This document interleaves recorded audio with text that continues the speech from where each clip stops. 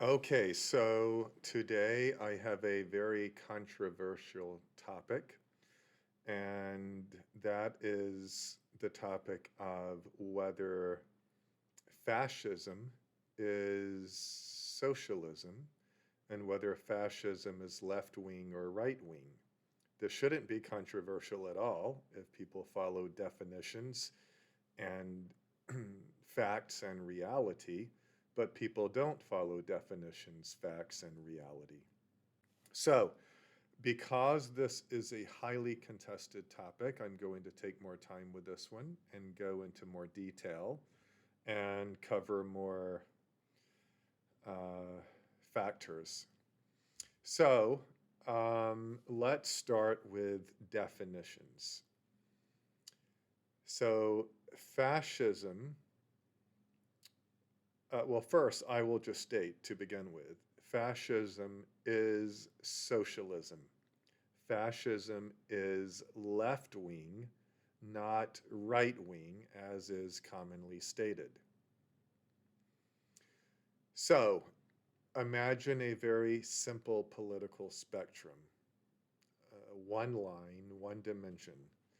You have on the far left side complete government control of the economy and maybe of people also, but mainly we're speaking economics. So that would be communism. The far left is complete socialism or communism, and complete totalitarianism, where the government controls everything to do with the economy. On the other side of the spectrum, on the far right, you would have complete and utter freedom, complete capitalism, complete free markets, laissez-faire capitalism, whatever you want to call it, total economic freedom. That is the left-right spectrum, economically at least. In the middle, you have what we have today in the Western world. You have a mix of both. Western Europe, Australia, New Zealand, Japan, most of Asia, the United States, Canada, we're a mix of left and right. And I'll explain this more as we go along. But we don't have 100% communism outside of North Korea, maybe Cuba, a couple of other places possibly. And we certainly don't have 100% free market capitalism. We don't have any country in the world where people are free to do whatever they want using their own capital, labor, exchanging goods and services, setting prices, having complete control of their property, i.e., full property rights, doesn't exist. We have relatively free countries, but with massive government intervention, government control, government influence, government dictates. So that is the political spectrum. And so right wing would be people supporting and engaging in complete freedom, meaning they're not controlling anybody else. They're not doing anything to anybody else. They are engaging in complete freedom. You would have free capitalistic markets. So that is right wing. So here is the definition of socialism. Socialism is government or societal ownership or control of the means of production. That is the standard long-term definition of socialism. Now, let me note that if you go and look at the dictionary today, just in the last 5 or 10 years, that definition has changed. Instead of it being government or societal ownership or control of the means of production, the or control part has been taken out. And that's for political reasons, so that they can say, no matter how much control the government had, if it didn't own the the means of production, that was capitalism. It wasn't socialism, and that's false, as I will explain in a moment. So again, the definition of socialism is control or ownership of the means of production. So just to give you so I'm going to argue strongly that I'll focus on two places here, Nazi Germany and fascist Italy, Mussolini. Both of those countries engaged in uh, socialism, in controlling the means of production. They controlled everything. I want to give you a flavor of just how much they controlled by reading some material that I've written previously. So this will take a few minutes, but it's all very meaningful. So I wrote, the definition of socialism is, quote, an economic system in which the means of production are controlled by the state. Thus, to the extent that the means of production are not freely operated by owners as they wish, as they are in free market capitalism, it is socialism.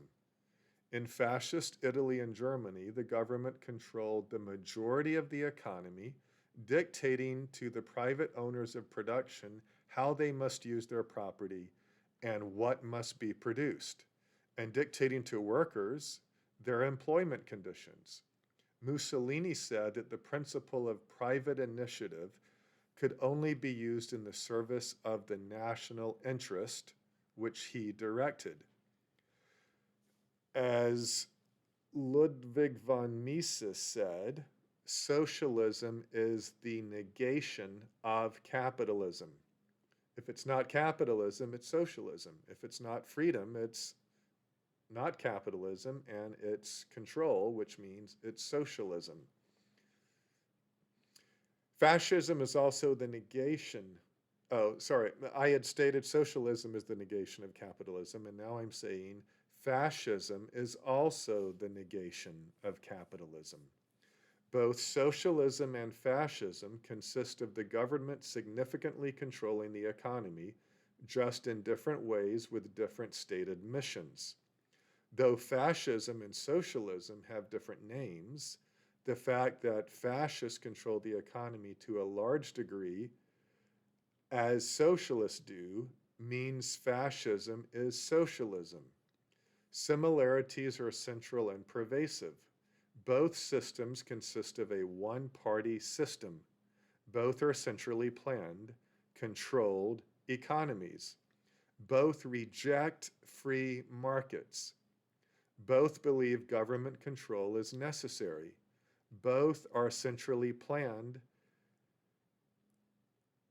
I'm repeating now. Both reject individual rights in favor of the collective. Both use coercion, violence, propaganda, indoctrination, youth groups, and controlled participation. Both control religion. Both are totalitarian. Fascism is socialism by a different name. Just want to highlight a point that was in that paragraph. Capitalism is about the individual and individuals choosing their own fate and making their own decision. Socialism, fascism, totalitarianism, all the other isms are about the collective. It's about, well, the collective, about grouping everyone together and doing something for everyone as a whole. That's a big difference in capitalism and all of these others, including fascism. Though fascists have had a different ideology, vision, political goals, methods, and execution from the socialists, their policies were nonetheless socialist due to the government's control of a majority of aspects of life and the economy. Both socialism and fascism are antithetical to free market capitalism and individual freedom. Fascism derives from fasces, the Roman symbol for power and control. Fascism is the call for a welfare state managed by technocracy with a capitalist veneer. Fascism derived from corporatism, which is the merger of state and corporate power. Both socialism and fascism is collectivism, in contrast to capitalism, which is individualism. Mussolini called Italy a, quote, totalitarian state. He said, everything in the state, nothing outside of the state, nothing against the state. Hitler said the individual must be subservient to the collective. In Italy, fascism grew out of two other movements, syndicalism and nationalism. The syndicalists believed that economic life should be governed by groups representing the workers in various industries and crafts. The nationalists, angered by Italy's harsh treatment after World War I, combined the idea of class struggle with that of national struggle. Italy was a proletarian nation, they said, and to win a greater share of the world's wealth, all of Italy's classes must unite. Both of these are Marxist or socialist views. Mussolini was a syndicalist who turned nationalist during World War I. Socialist, quote unquote, is in the Nazi name, the National Socialist German Workers' Party. So now as for the Nazi economic system, the Nazis had an elaborate program of wealth redistribution, which included the abolition of all, quote, unearned income, the nationalization of all trusts or large companies, and land expropriation without compensation. The Nazis created a vast network of organizations erected to embrace individuals, corporations, manufacturers, farmers, dealers, small businesses, and large businesses. In short, every factor of production, distribution, and consumption. By dominating this organizational structure through which orders could be issued to every businessman, and by insisting upon strict obedience from all, the government obtained complete control over the economy. Commodity prices, interest rates, and wages were not only fixed by the government, but they lost completely their traditional significance as regulators of economic activities. The government decided and ordered what and how much should be invested, produced, distributed, consumed, or stored. A system of direct controls was substituted for the mechanism of prices, which regulated economic activities indirectly in traditional capitalism. No institution in the economy remained unaffected by the fundamental change that German fascism brought about. The movie Schindler's List depicted this very well.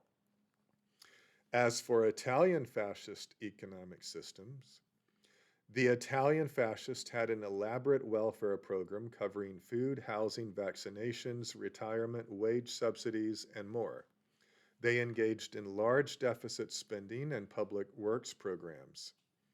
Banking and industrial companies were financially supported by the state. All trade unions were nationalized, as they were under the Nazis, by the way, and all workers compelled to join. Companies were forced to join syndicates, and syndicate leaders had the power to control and regulate production prices, distribution, expansion, and other factors with their members.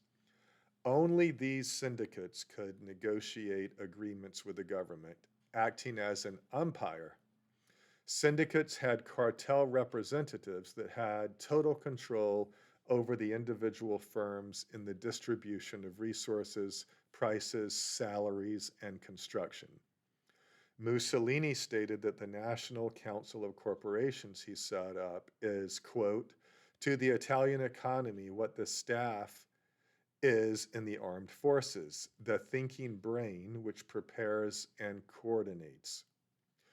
Mussolini boasted in a 1934 speech to his chamber deputies that, quote, "3/4 of the Italian economy, industrial and agricultural, is in the hands of the state," unquote. Mussolini's economic policies during the Great Depression would later be described as economic dir, dirig, dirig, dirigisme. I forgot how to pronounce that French word. Dirigisme. An economic system where the state has the power to direct economic production and allocation of resources. Both the Nazis and Italian fascists implemented price and wage controls, which caused economic problems that then required a state police force to enforce the policies of the people's compliance and the people's compliance. This is also what happens in socialist and communist countries. This alone is enough to constitute de facto socialism. The roots of the Nazi and Italian fascist leaders were in socialism. They and their prior ideologies and organizations propounded socialism. They campaigned on socialist policies. Multiple top Nazis explicitly stated that they were socialist. I will add that Hitler stated regularly in all of his speeches that they were socialists, multiple times in each speech. Hitler is known to have paraphrased the claim of another early Nazi who said, quote, "We are socialist. We are enemies of today's capitalistic system for the exploitation of the economically weak with its unfair salaries and its unseemly evaluation of a human being according to wealth and property instead of responsibility and performance. And we are determined to destroy this system, capitalism, under all conditions." Their actions supported these claims. So fascism is socialism by definition, by the fascists' own words, and by the fascists' actions. If it looks, smells, and acts like socialism, it is indeed socialism. So, if it's not clear by now that the Nazis controlled and the Italian fascists controlled absolutely everything, then I don't know what to say. They controlled every aspect of life. As stated, they did away with the price system. They had price controls. They made, a lot of people argue that they're not leftists because they made unions illegal. But what they did was they got rid of individual, private-oriented unions and made everyone a union member under Nazi control. So they didn't even want the unions to have power. Another argument is that the Nazis were capitalists because they privatized companies.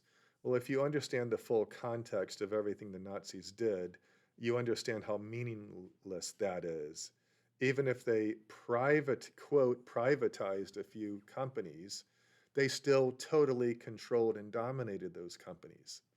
If those companies did not do exactly what the regime wanted, and a few didn't, the companies were taken away. They were taken and sold to Nazi party members. So privatization means nothing. You couldn't do a single thing with your own private company. You had to do exactly what the government told you. That is socialism. That is control of the means of production. Not only the economic life did the fascists control, but they also controlled social life, virtually every aspect of social life. All social events had to be approved or were put together by the state. Even individual bowling clubs, hunting clubs, tennis clubs were assembled by the state. It was under state control. Religious organizations, churches were brought under state control. Everything, absolutely everything, was under state control. It was 100% controlled by the government. Another argument that leftists give in saying that, oh, I hit the camera, let me see. Okay, I still guess I'm still there. Um, that that leftists give, arguing that Nazis and the fascists were not left wing or socialist, is that they fault the communists. Okay, so what? Many communist groups have fought each other, and capitalist groups and other groups. There are different categories, and there are subdivisions and different subgroups, and they're often at odds with each other. Lenin fought the Mensheviks. Lenin fought the left socialist revolutionaries. Stalin fought Trotsky. Mao Zedong fought the Soviet Union. The Khmer Rouge of Cambodia fought Vietnam, or at least they were at odds. Maybe not literal fighting, but they were at odds. Anarchists fought the Marxists in the Spanish Civil War. Similarly, capitalists fight each other. World War I was about different capitalist countries fighting each other. So the fact that one sect of the left was against another sect doesn't mean anything.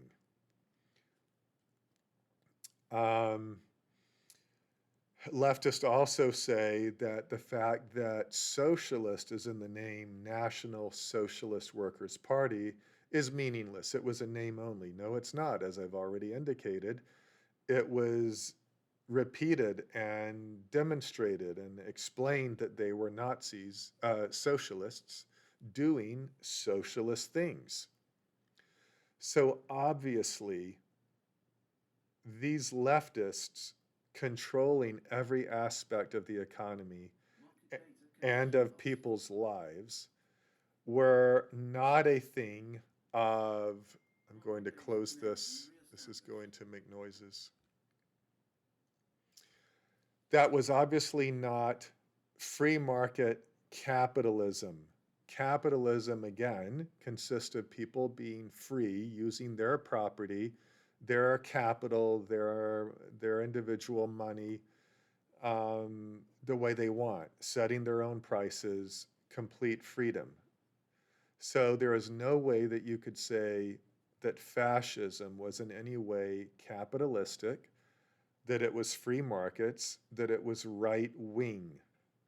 Right wing, remember, is free markets and freedom in general. So then you might wonder, well, what does that mean for our economies today? Because the government controls a lot of our economies. Yeah, they do. So that means we have part socialism, part capitalism.